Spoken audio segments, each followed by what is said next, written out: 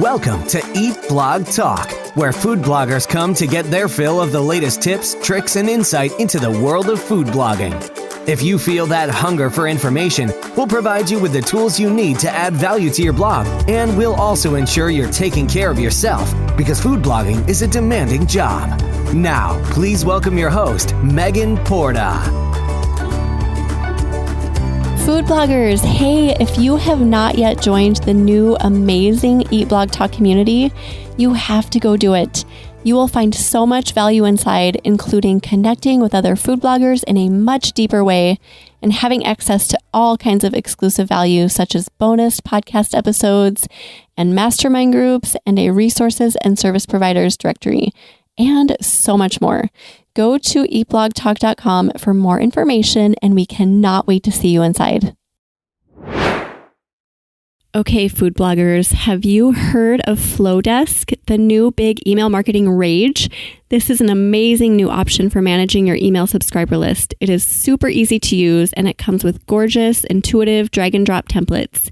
And Flowdesk does not charge based on number of subscribers, so your monthly rate will stay the same from month to month. Everyone pays $38 a month, or use my affiliate link to get 50% off and pay only $19 a month. You guys, this is a fraction of the price of other email service providers, and you'll be blown away by the beautiful and intuitive templates waiting for you inside. Visit eatblogtalk.com/resources to grab your link. Flowdesk, the stunning new option for email marketing. What's up, food bloggers? Welcome to Eat Blog Talk. This podcast is for you, food bloggers wanting value, information, and also clarity that will help you find greater success in your business. Today, I'm super excited to have a chat with Alina Ghost from alinaghost.com, and we are going to talk about search engine optimization for bloggers, or SEO as we know it. Alina has a decade of SEO experience, and she has worked for the likes of Tesco, Debenhams, Carpetright, and most recently the BBC. In 2014, Alina won Best Interiors Blog Award at Cosmopolitan Blog Awards, so she is a pro blogger too. Alina, I am super excited to chat about SEO with you today, but first, give us a fun fact about yourself. Hi guys, so Megan, thanks so much for having me on. I'm actually Russian, and I've lived in Israel for about 6 years before I came to London just before my 8th birthday. Oh wow, so all over the place. You told me before the interview that you were Russian, but your accent is clearly not Russian. Yeah, so I've been in the UK for a very long time now, and married to a British guy. Nice. Well, that's great. So good to be diverse, I think, and experiencing places from all over the world. I love to hear that. So let's dive into SEO because it is a super hot topic. It's one of those topics that all food bloggers are digging into right now, and not just right now, but really heavily in the past few years. And everyone wants more information about it all the time. I mean, people are always searching for more experts, more information on SEO. So it's always great for me to get different points of view on the topic because obviously delivering value to those ears. So it's great to have you here. You've been doing this for over a decade. So this is an awesome topic for you specifically to cover. Can you start by talking about just a few SEO basics? And then that would kind of lead into strategizing. But let's just start out with the basics and then we'll cover the rest. Yeah, so I've actually listened to your other episodes on SEO, so I'm going to try and not to repeat anything that's been in there apart from like the main fundamentals perhaps. So talking about the basics, essentially when it comes to that keyword research, I am going to share with you 3 tools that you can be using. So firstly, Google has their own keyword planner tool that you can be using for free to check how many people a month search for a particular keyword, for example. Another one that I really like and actually gets missed a lot is called Answer the Public. So here is more around creating content strategies. You put in let's say, a key phrase or even just one keyword, and then see what kind of questions might come up for that particular term and keyword that you put in. So when it comes to that whole content strategy, you could be using those questions and perhaps even understand, so if I use this keyword, there are going to be a lot of people searching for it, but then there are other keywords that not a lot of people search for, but it's more likely to convert or more likely to get people to create an action, so maybe sign up to your newsletter or perhaps even buy a product that you're selling. So it's very interesting around how to create that holistic view and actually have a bit of both. So I would never recommend just sticking to all of your eggs into one basket, but actually having a mix of that long tail, which is like more than 3 keywords, and short tail, which is usually 1 or 2 keywords, and having that mix and a balance to ensure that you've got that whole content strategy in place. Oh, that's a great recommendation and something I've never heard before. So having a mixture, because I was just noticing this in Yoast the other day at the bottom of our blog post, the focus key phrase where that pops up. And there was one recipe I was combing through where it was just like 5 words, I think. And there was no way I could pare it down. And I can't even remember what it was to give you an example. But it recommended in Yoast saying, well, 5 words is maybe a little bit too long, so maybe make it smaller. And I was like, sorry, Yoast, that is not going to happen, because it was like instant pot something, where I just didn't have the ability to do that. So I ignored it. But I think it's such a great recommendation to do a mixture of really short key phrases and then longer ones. Yeah, so I think that's something to think about, is the fact that when you do have a long tail keyword, so let's say there's that 5 keywords, that's a specific recipe, that actually you're tailoring to the short tail as well, because Google understands that actually, although it's a whole sentence, I can just pull out 2 words from that and push it towards, let's say, a high search volume result. But at the same time, I was going to say, have a think about the competition. So when it comes to those long tail keywords and you've got 5 or more keywords that you are ranking for, the competition for that is going to be so much less, which means that if you're starting out, that's probably something that you should be focusing on as a first, like, fundamental. That's a great point too, because sometimes those key phrases can get really competitive, and that just makes it harder. But okay, let's say my focus key phrase was instant pot pork chops and gravy or something like that. So does Google see bits of that? Is that what you're saying? So it would see like instant pot pork or Yes. instant pot pork chops or pork chops and gravy. So it would see Exactly. like options within that big long tail phrase. Yes. So at the end of the day, Google is trying to find something the most relevant. So is that article most relevant for that particular search? So if you have, let's say, something generic that you are you've got something specific, but at the same time, somebody's searching for a more generic term, they don't know what they're looking for. So it could be that Google will be using your article to push towards that user to see, well, you haven't actually specified how you want this pot. So do you want it with pork chops? Do you want it with gravy? Because this article has a lot more information. And we can talk about user behavior a little bit later on, which will actually help you get to the top of that as well. Okay. That explains that a lot better. I think keywords and key phrases are really confusing. They've been confusing for me, and I know that it's a point of confusion for a lot of food bloggers. So it's really good to just dig into it a little bit. Before we move beyond keyword research, is there anything else, like any great takeaways that you feel like people would benefit from knowing specifically about keyword research? I like that you mentioned Answer the Public. I don't always think to go there, but it is such a great resource. Every time I do, I think it's very valuable. So I'm glad you mentioned that. Is there anything else? Yeah, so to go back to Answer the Public, it's the questions that people might put into Google, for example, around the same topic. So let's say we're just going to take those pots or pork chops. So what else are people putting in alongside pork chops? And that's when you can create a content strategy. So you can create a selection of articles and recipes, let's say, to actually fulfill their need, for example.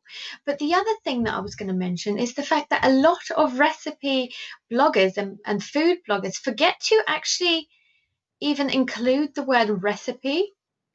And that is so essential. If you want to be relevant for recipes and food, you need to ensure that you're using that terminology. So when you are creating, let's say, a title or a header for a particular recipe, just make sure that you're including recipe at the end of that. Okay, I don't always do that. I think I did, and then I started getting confused by the focus key phrase in Yoast telling me that my phrases were too long, so I started taking recipe off. So we should always include recipe in the title no matter what, if it is a recipe post? Yes, just to include that contextualization to help those bots understand that, yes, it's a recipe, 100%. Another thing I was going to mention is the fact that when it comes to Yoast, at the end of the day, take it with a pinch of salt. Sometimes it needs to be taken as a guideline. So yes, we should be following what it's saying, but sometimes do remember that actually it is just a robot and you should be doing what's best for you and your readers. I completely understand that. And I know I hear people say that all the time, and I get it, but it's like the green light. You like that green smiley, and I just work so hard to get that dang green smiley green when it's orange. And even if it's orange and I'm happy with the post, I still feel like I need to get it green. But it is so good to hear an expert tell me that Yoast is a guideline, take it with a pinch of salt, and do what is best for you and do what is best for your users. So I think that is the main thing to keep in mind.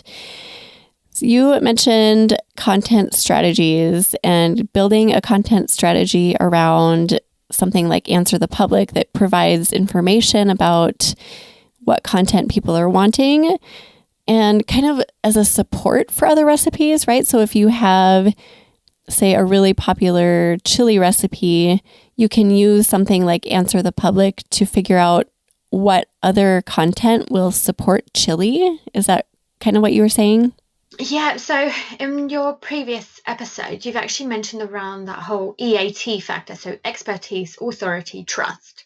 So when that comes into play, you need to be thinking around not only creating one article, let's say, for a particular recipe, but perhaps a hub for a recipe that's really popular with variations to it.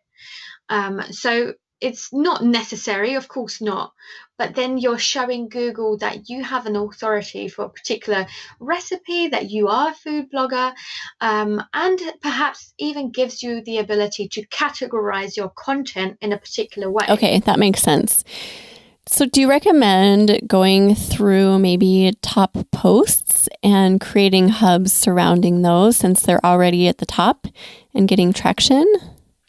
That could be a really good view, definitely. I just a word of caution would say that you need to be careful not to cannibalize your content. So if it's doing well, make sure that the next article is definitely different and has a unique selling point rather than it's just that article, so that there's no conflict, so that Google doesn't get confused and say, hold on a second, you've got one, so I don't know which one to show up.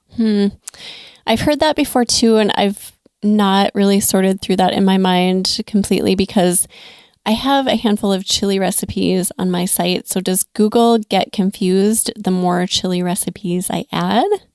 No. So, for example, I would say it's a matter of how you link internally on your blog. So, for example, if you've got lots of chili recipes, make sure that you have a hub of, let's say, a category of chili recipes that link out to all of the chili recipes that you have. So it's like listing all of the articles. And then you've got a great, let's say, introduction to your chilies at the top. So saying this is a page full of chili con carne recipes that you can do from this and that. But make sure that you are linking to the articles that you have. And then using your titles, giving them a specific USP, so unique selling point. So, for example, this is a chili for you can even say for vegans, for example, by using non-meat products. So could be a vegan chili recipe, and I'm just thinking from the different types of like healthy. For example, mine, I have just like your standard chili. I have healthy chili, and then I also have an easy chili that only requires 5 ingredients. Exactly. Yeah. So for the chili example, we would need to create a specific category for that. And then you say linking to it. Do we just interlinking, internally linking, or how do you mean? Yeah, so internal linking is really important. Obviously, if you create a whole category around it, it means that you are an authority on it, which means that you're more likely to show up for all of these chili recipes. And linking to other articles is just internally linking. So hyperlink to the title. If you're using WordPress, so a lot of the time it can even do that for you. So you can create a category linking to your posts. So latest posts first, for example. So that could be done really easily. But then, yeah, as you mentioned in your previous podcast episode as well, it's make sure that you link between the two if it's relevant. Don't spam it, but if it's relevant, and especially at the bottom of the articles, because you can increase that user engagement. So you can get more page views from somebody who is searching for chili recipes, and then adding 3 links, let's say 3 links to at the bottom of that article to your other chili recipes, saying if you're interested in this chili recipe, you might be interested in these other chili recipes that are a little bit different. Yeah, I like that you pointed out specifically at the bottom, putting those links at the bottom, because if people are scrolling through and reading your post, that's where they're going to be like, oh, well, that sounds interesting. Maybe I do want to check out the healthy chili recipe. Is there a limit, do you think, to internal linking? I know everyone has a different opinion on that. What is your opinion? I personally don't think that there is a limit. I've worked with very large sites, as you said at the beginning, from like Debenhams and Tesco.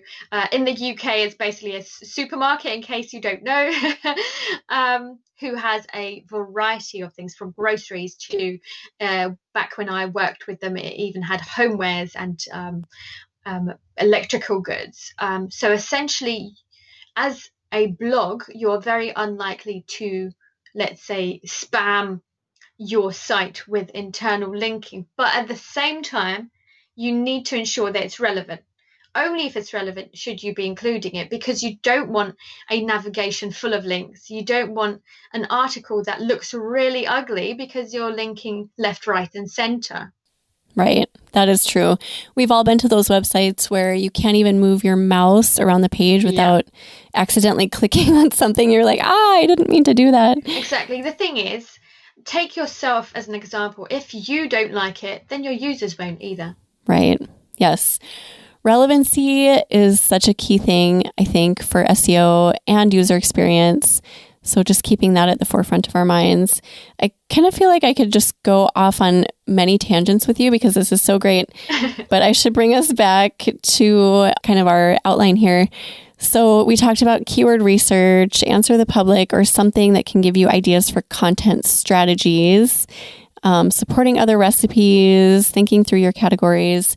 What are some other ways that we can optimize our content aside from keyword research? Yeah, well, this one I love. So let's get the basics out of the way first. So it's obviously titles, subtitles, and actually using the keywords in your content. So when I mean titles and subtitles, so firstly, optimize your title with the keyword research that you do. We've already spoken about the long tail and short tail, and using recipe at the end of those. But essentially, have a think about what will entice people to click on that on Google. So when it comes to the title and the meta description, which is a little snippet that comes up on Google that people can see, but not on your actual page, then it's something that you need to ensure that you've got like a call to action, you've got those keywords, and you're enticing people to click through. Then, when it comes to your headers, and this is what I was going to mention, is the fact that recent research, and not surprising, that it's come out to say that the way people read is mostly from across the world, from left to right. So when it starts off from left to right, then people go down using on the left hand side and they skim read. People are likely to skim read, especially using social media, and if they're using a device, so for example a mobile phone. So what that means to you, how are you going to create really punchy articles and food recipes that's really easy to consume? So I've seen this in the past. I've seen things like bullet points. I've seen things giving things subsections. So when I say headers, making sure that not only are you using things like H1 and H2, but you're also making sure that they're really punchy, really easy to read and understand, so that people understand the context of that content. So punchy and easy to read. By punchy, do you just mean like a little clever, like stands out a little bit unique, not just dry, like how to make chili? I'd say have a mix of both. The SEO in me is saying, yes, make sure to use how to create a recipe, a particular recipe. But at the same time, if you've got that in your title or other content, then you don't necessarily need to have that in your header. The editorial in me says that, yes, have fun with it. At the end of the day, if you capture a user's interest and they like the way you've written, they'll come back to you. It means that you're getting more users and more readership that way. You do have to show your personality. You have to show that you're human. Even though a lot of robots are reading your content and analyzing your content, you still have to show that you're a human being, and that's what's going to get the user to like you in the end. So you have to keep kind of both in mind, and it's such a hard balance. I think this is what we all struggle with. We try to please the robots, please Google, but then we also need to please our reader or our user, which is actually more important than anything, right? At the end of the day, you've got to think about the user first. Google always says it's the user first. So you can actually see if the user stays on your content as well. So the robot sees the fact that a person stayed there for, let's say, 5 minutes to actually read your content before they moved on. So that's really key as well. Okay, you mentioned before just making sure that we have things that will entice our users to click, because they see very little snippets of information when they're typing in key phrases in Google, and then they see our content. They see a tiny little thumbnail, a title, and maybe our blog name, and then what we write in for our recipe snippet. Am I saying that right? It's the recipe snippet, right? Yeah, so you can, it's the carousel for like the recipes. It's definitely, it's like those featured snippets, definitely. Sure. Yeah. So how do we make sure that we entice people? Do you have any tips for that? So depending on the keyword that people have put in, your keywords are actually emboldened, so they go bold if they're relevant. So if you already, let's say, used a keyword in your title, then you're more likely to show up and it's more likely to be bold because of that. But then when it comes to like getting people to click through, when it comes to an e-commerce site, I always say, I'll just use something like buy now or get your free delivery here. But when it comes to a publisher site, that's where you can be more creative. A site that I very much like, and going back to having like a whole your own personality. The site is called, I think it's Swaddle Bags. Essentially, they make leather goods like wallets and bags, but their tagline for all of their featured snippets usually, or used to be, saying they'll fight over it when you're dead. As if to say that the product is so good that it will outlast you. And secondly, it's so nice that other people want it as well. So it's about being clever and actually getting people to, see your personality. You can definitely see that when you do a search on Google. For me, when I'm searching for a recipe, maybe doing research or something, or looking for something to make myself, I tend to click over to the ones where a little bit of personality shines through. But when it's just like a little ingredient list that pops up, or something very straightforward, or bullets or something like that, I am not inclined to click over. But when it's like a little teaser of who's behind the blog, I'm much more inclined to click and see what's going on. I think there is something huge to be said for that. Yeah, the other thing is questions are really easy. So like, is it tasty? See for yourself. Yes, intrigue, creating intrigue, right? Or curiosity, like getting people to be curious about what's on the other side in different ways. And food is great for that, because you can create so much intrigue with food, and there's so much to talk about, like what's the secret ingredient, or what's the copycat recipe for the, like you can just do so many things that can cause curiosity. Keep in mind the fact that people like to look at 2 or 3 recipes before they even decide which one to go for. So if you do add that something special, then you're more likely to get chosen, right? Yes, absolutely. Completely agree with that.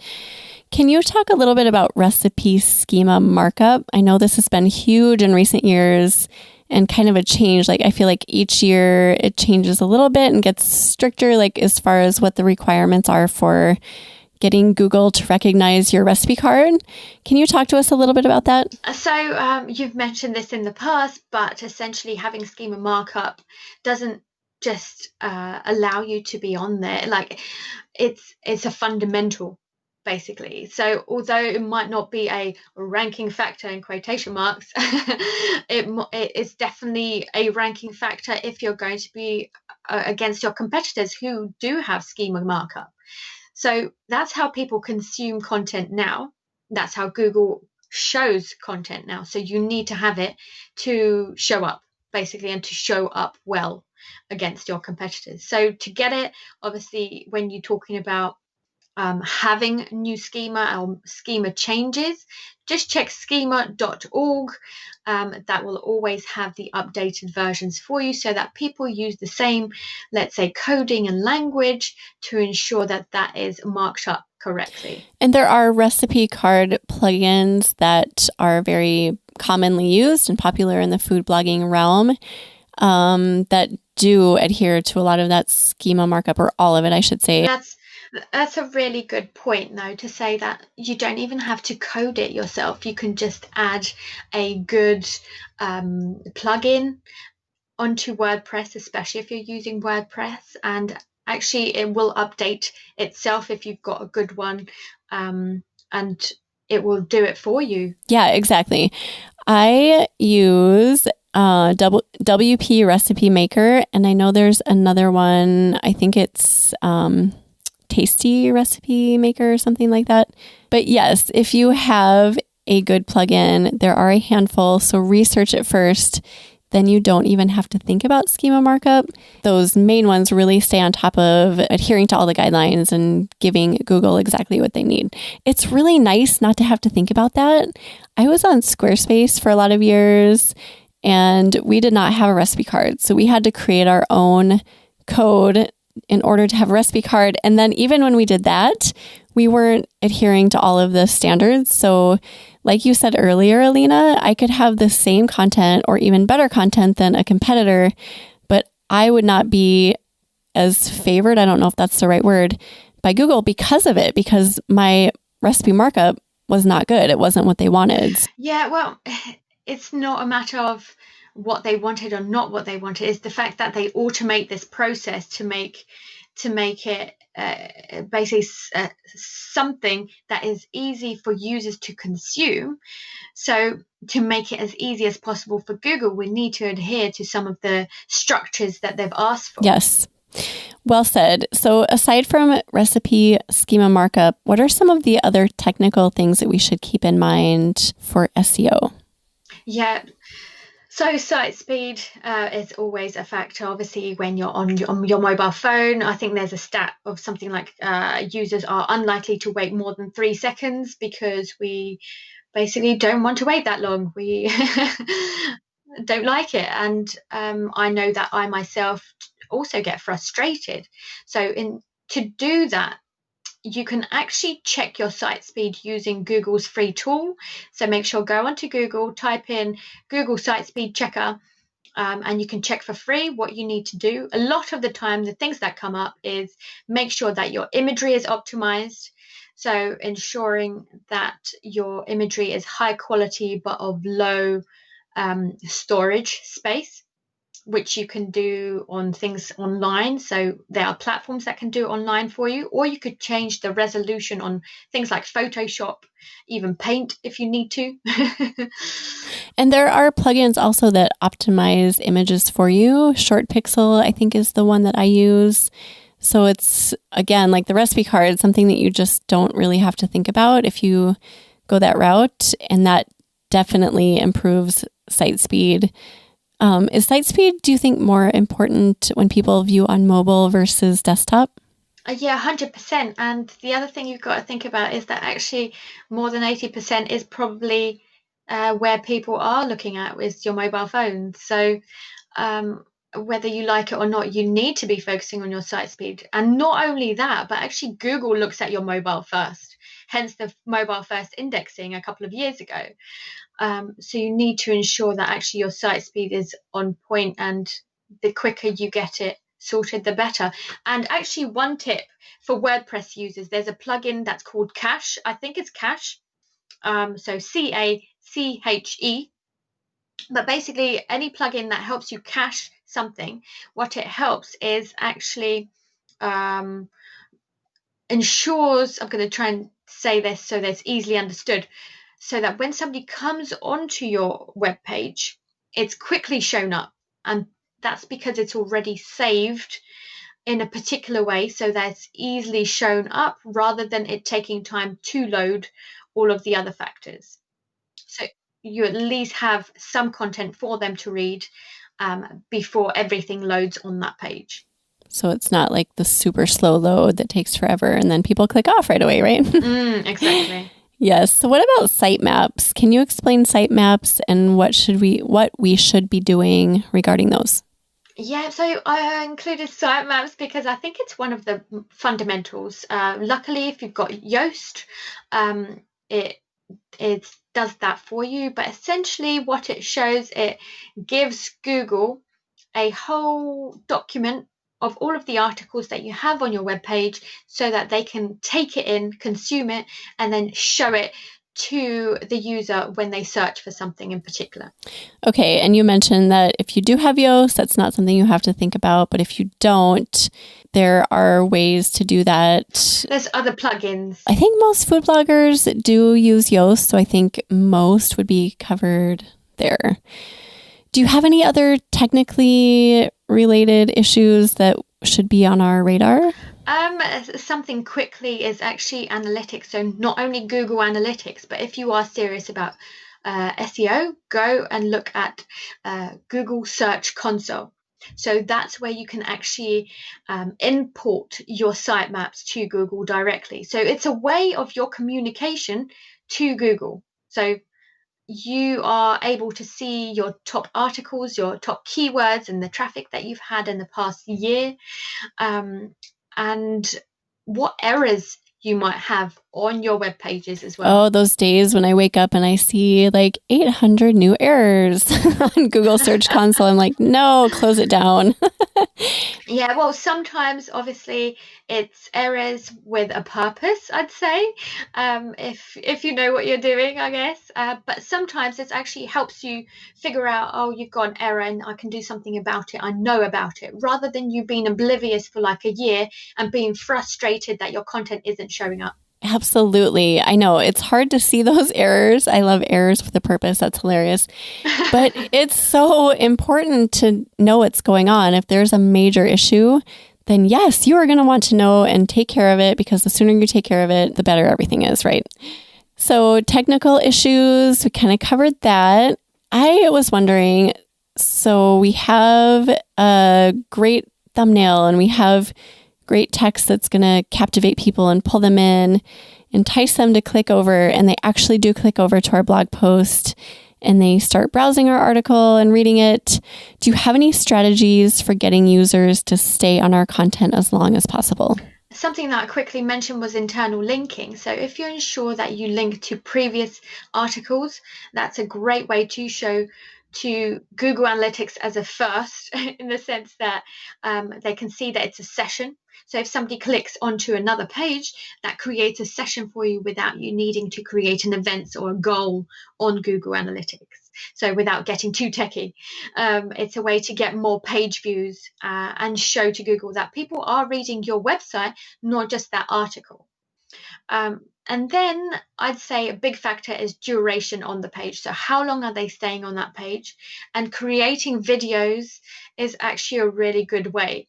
And videos are just really fantastic to increase the amount of time that somebody spends on your site.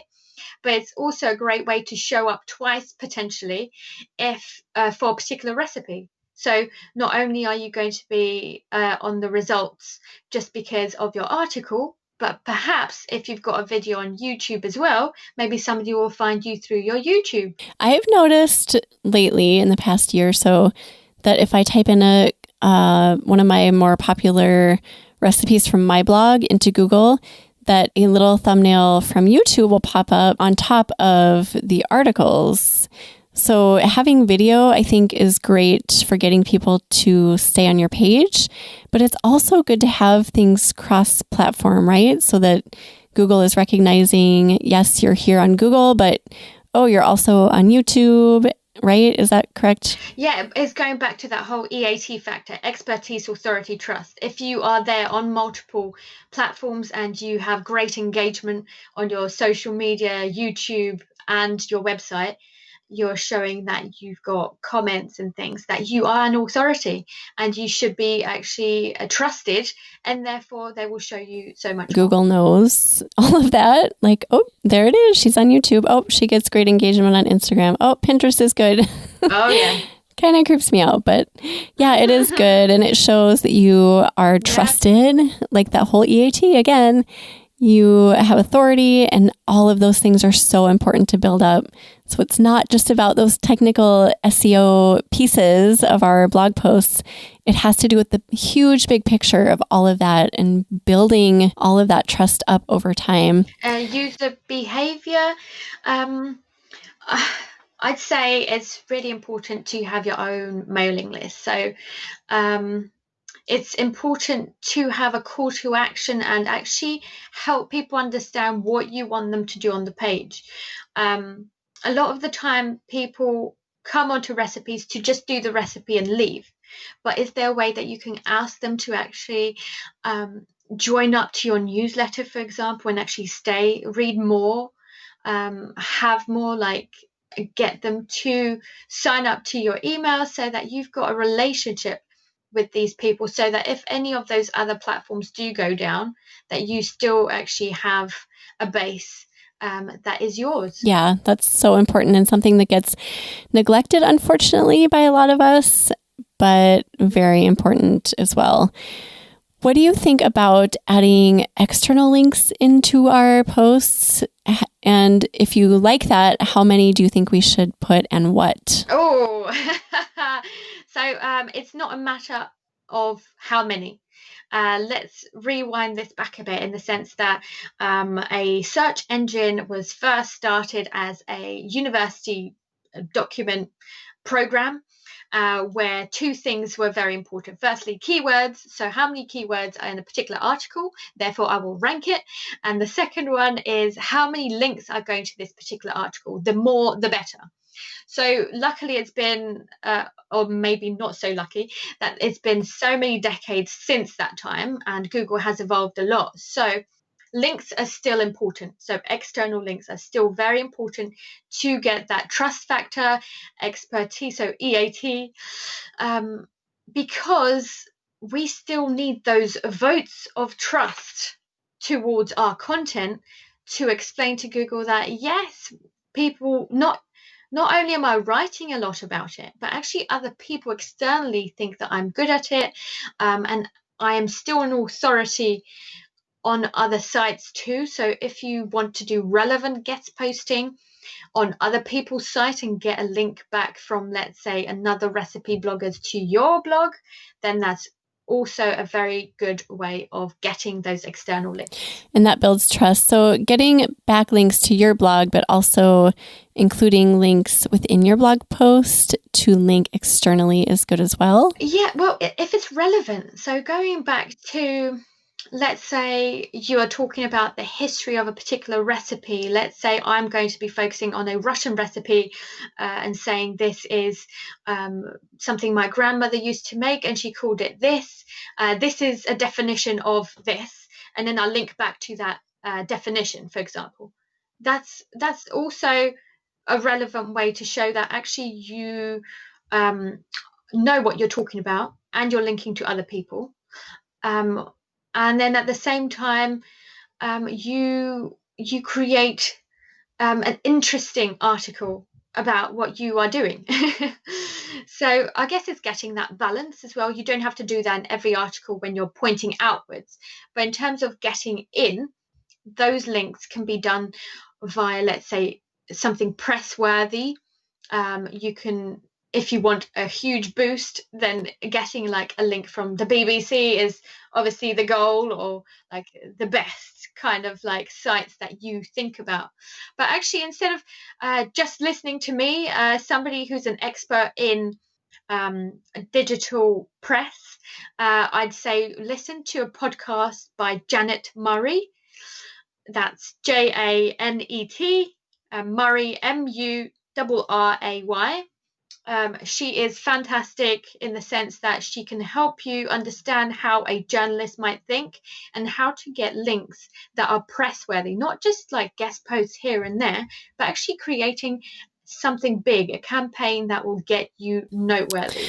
That is great information. Again, it's not something that we all have on our radar. There's so much going on in our world, and to dig into SEO, it's really overwhelming, I think, for a lot of people, especially newer bloggers.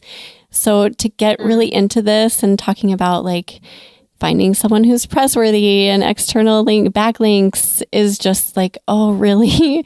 But I do want to say this, that SEO and the whole user experience, all of it wrapped up, is a long game, right? I mean, it's not something you can start blogging this month and expect to just nail it within a couple of months. I mean, this is like a couple-year game. You've got to stick with it to really build that trust that we're talking about and the authority, and to have that social proof across networks and all of that. Yeah, get a feel for your priorities. Obviously, start with the basics first when you're starting out. Never compare your beginning with someone else's middle is a quote I love, and I probably should have included it as my favorite quote. But essentially, it's have a think about your priorities. So go back and understand, okay, so what do I need right now in order to rank? Once you've got a stable ranking position that you're happy with, you've got a stable, slow but stable traffic, then think about how you can grow it. If you want a big, huge boost, think about something press-worthy. If you want something small, one at a time, then think about like guest posting. Think about how you can keep your user by doing those videos, by doing great content, continuing different content and categorizing it. Oh, okay. This is really good. I'm wondering if you can talk a little bit about featured snippets on Google, because that's kind of a big question mark for a lot of people too. Like, what are they? Should I be paying attention to them? What do you have for us? So featured snippets aren't always relevant for everybody, but essentially they're usually around informational searches. So how to so and so, so how to boil an egg, how to do, I don't know, like create how to use a pot. I don't know, something simple. But essentially, it's something that pops up at the very top of Google that is above the 10 classic links. And it's helping users find out the answer without them even clicking to a different site. So some websites don't like that because it doesn't actually provide traffic to their website. But it is great share, it's great brand awareness. And the other thing that's really great is the fact that a lot of people started using voice search. So people using things like Alexa and Google Home, I believe. So it's a matter of knowing that you soon will be showing up in those voice search positions only if you've got that featured snippet. It's currently evolving year after year, so it's worth to keep an eye out on, but it's worth knowing that it's there and actually understanding it more and more so that you don't fall behind your competitors, basically. It's good to be well-rounded, I think, and to keep those things on our radar, like the voice, what did you call it? The voice search. The voice search, yes. I had heard from a different SEO expert inside of a recipe card under the categories where it says keywords to put whatever you would say into a voice search in that area. For example, I use WP Recipe Maker, and then under categories, you put the course, the cuisine, and then the keyword. I always put like, how do I make pumpkin cookies? Because that's something that somebody would say.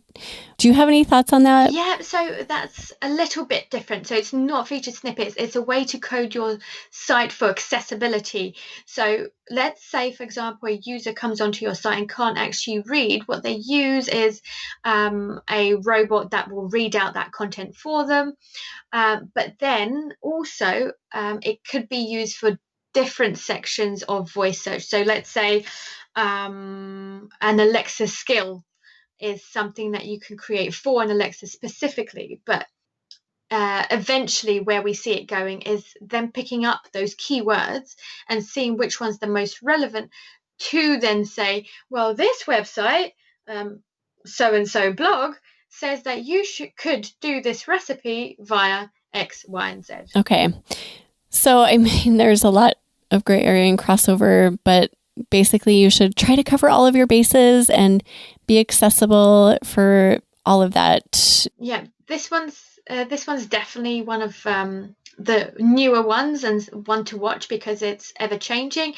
So if it's not something that you're trying to grow, I would say it's lower down the priority line. Well, Alina, we have covered so much. Is there anything you feel like we did not touch on that we should absolutely cover before we say goodbye? No, I think we've covered quite a lot, and it's just a matter of delving into each one and making sure that somebody prioritizes it correctly and knows which one to delve into, basically.